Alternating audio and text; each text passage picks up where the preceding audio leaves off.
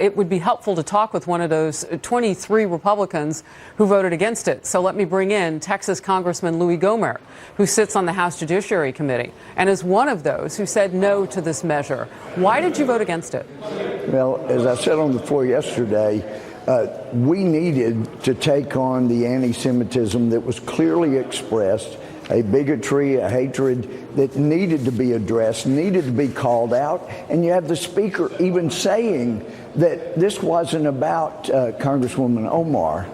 We didn't address it. We just generally said, basically we were against hate, except maybe not the kind of hate of a Democrat that hated Republicans and tried to kill a number of them, shot Steve Scalise, and the violence against Trump supporters.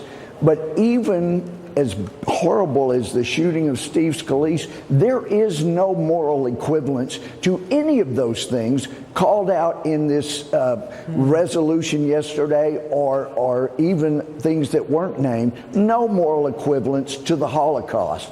6 million people killed because they were part of a race, part of the children of Israel between 1933 and 1945. When people have said never again, they meant never again. But this doesn't, yesterday, doesn't mean never again. It means we're starting this process all over again. Let me ask it a different way.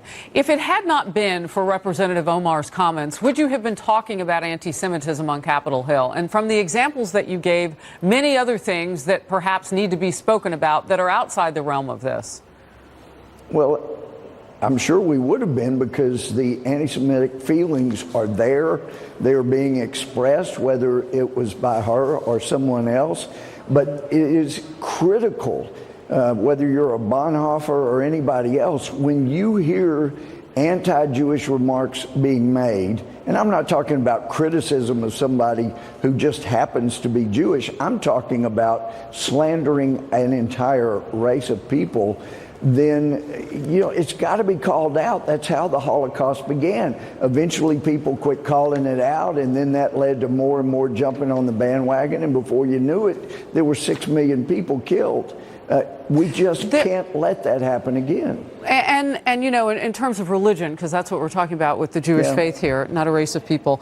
But, Democrats and Republicans are seeing this so differently, and it's getting kind of chippy in terms of what's being said. Representative Debbie Mucarsel-Powell had this to say, criticizing Republicans.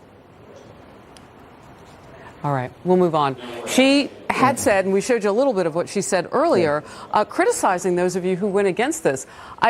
My colleague Bill Himmer asked this earlier. I'm asking it too. Why not do 2 resolutions? Did anybody talk about that? You could have done one anti-Semitism and then put in all these other things that Democrats said that they wanted to put in. We would have been fine with that. But as we were told, no, we're still working on the resolution. So they kept having different iterations of the same resolution, adding more and more.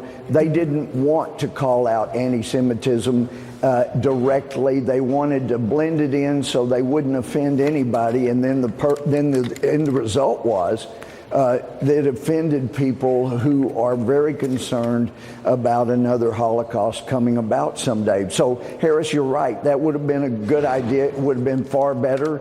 And if that had been what we did, then I could have voted for a resolution generally decrying hate.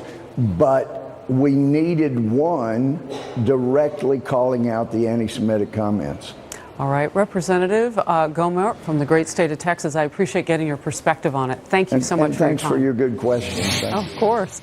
New fallout over former Trump attorney Michael